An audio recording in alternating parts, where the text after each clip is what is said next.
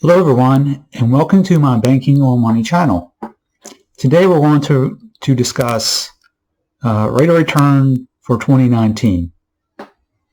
This has been something I've been doing for the past 5 years, starting on 2015, to answer a question many had: can your 401k or IRA account get a higher rate of return of 10%?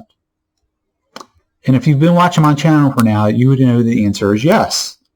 The man will say, well, how about last year, because of that huge correction we had? And that's correct. We had a huge correction in the year, November, December, which put actually my investments in the single-digit rate of return. But as you will see, if you invested over the long term, you would have a greater rate of return of 10%. But for your information, I had to remove all my videos or modify them, which would take a lot of time to cover myself with the new terms of agreement with YouTube. So I felt it was a lot easier to just remove my old videos, start fresh, and once again start doing videos on finance, investing, and other subject matter, which I'm going to do some other different things as well. So let us begin to see what the rate of return for 2019 is. Before we start, just know that my Vanguard account is my IRA and my Fidelity is my 401k account. And as you can see here, in 2019, starting from 1/1/2019 to 12/31/2019, I had a rate of return of 28.2%. And if you've watched my videos before, I do not provide dollar figures. I will provide you percentages on rate of return that is directly, as you can see, from Vanguard. So these aren't numbers unfudged. But I do not provide any actual dollar amounts, because I think it's personal between my wife and I don't think it's anybody's business on how much we have invested in our accounts. As you should feel the same way as well, because we feel that's private. But as you can see, we've got a rate of return of 28.2% for Vanguard IRA. Now let's look at Fidelity. Fidelity had a 30.21% return. Another thing I've been tracking is who does better in regards to the investment account. So I was comparing Fidelity with Vanguard. Every single year for the past 5 years, Fidelity has, on average, outperformed Vanguard. Straight up. They have the same type of investments. If you see, I've done one video before. If you've seen that before, you know how I invest on what type of ETF or mutual funds.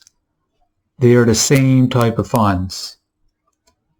And I would even say that Vanguard is probably a little bit cheaper, and they still underperform Fidelity. I'm not talking about a huge, maybe like 0.01 to 0.02% cheaper, and Fidelity is still outperforming the past 5 years every single year, which actually I'm surprised. So that's another thing to know. It's good to invest in either Vanguard or Fidelity. They're actually pretty good. They provide good investment vehicles. And the thing is, Vanguard, I'm invested in their IRA, so I have the full-fledged investment. I can invest in any single Vanguard product. Where Fidelity, I'm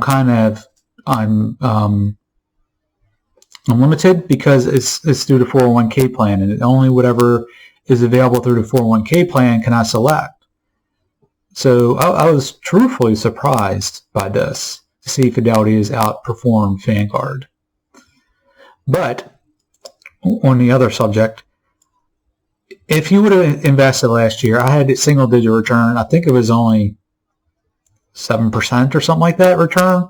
Just say I got zero, which I know I did. I think it was about 7 to 8%, something like that last year, because of that huge correction. If you had 7% to 28%, that's 35 divided by 2 years.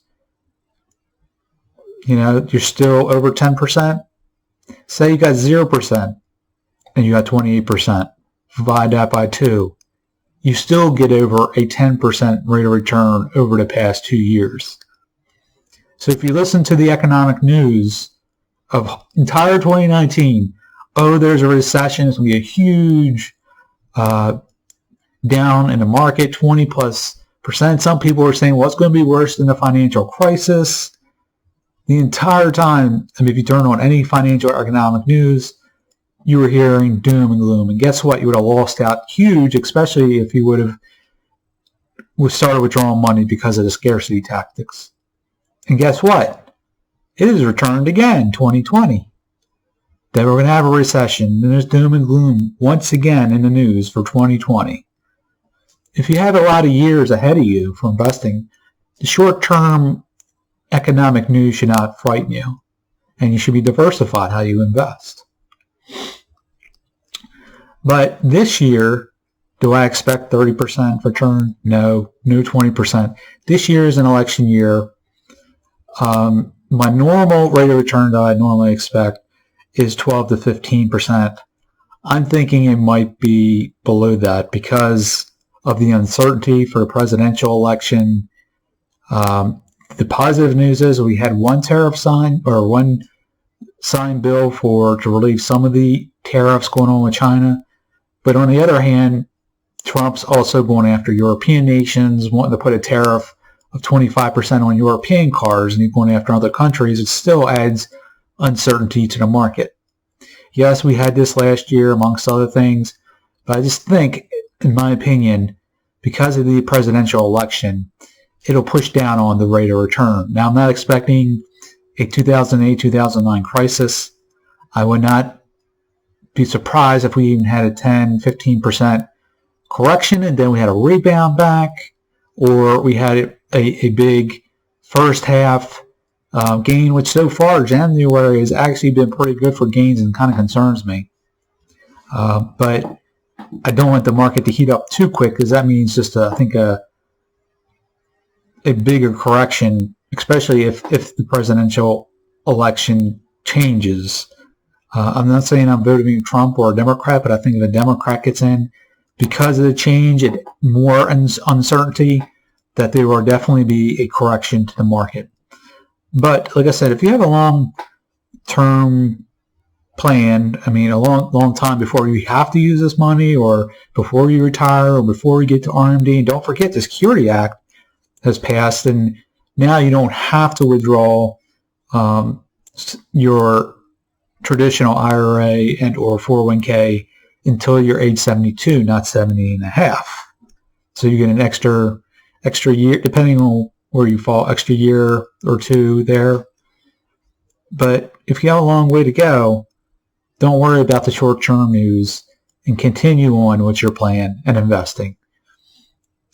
I just used a regular market to compare what I've gotten in return. If there's a huge discrepancy on the downside, then I have to do a reevaluation on my investments and adjust accordingly. And that's what I would suggest for you to do. Well, I hope you really enjoyed this video. Leave any questions or comments you wish below. Click like if you enjoyed this video. And if you wish to receive future content such as this, click the subscribe button. And as always, thank you very much for taking your time to watch this video. Have a wonderful day.